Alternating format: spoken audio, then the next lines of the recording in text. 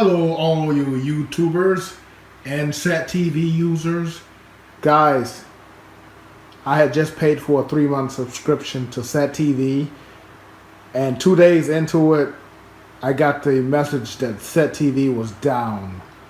So I checked around a little bit, and I found out the problem with Set TV is not that it's down.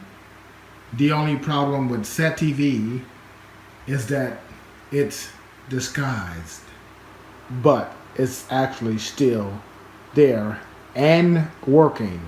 This is Set TV I'm watching right now, and it's only a disguise. Check it out. What's that? Bam! Set TV. See that? Set TV still working. Let's go there. Bam. Let's go back to the main menu. I'm watching Set TV right now. Set TV. What is that? Set TV. Set TV. Expiration date. I guess this is my package expiration date right there. Ooh. Handout. Shouldn't be showing y'all that, but I'm in handout. So this is actually Set TV. The on-demand still works fine.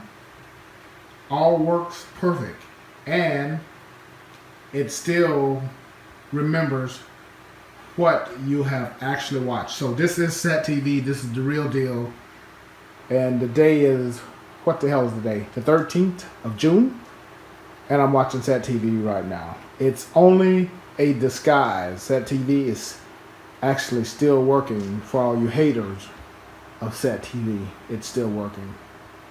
Let me go out of this right here. So you see, this is the APK for Set TV.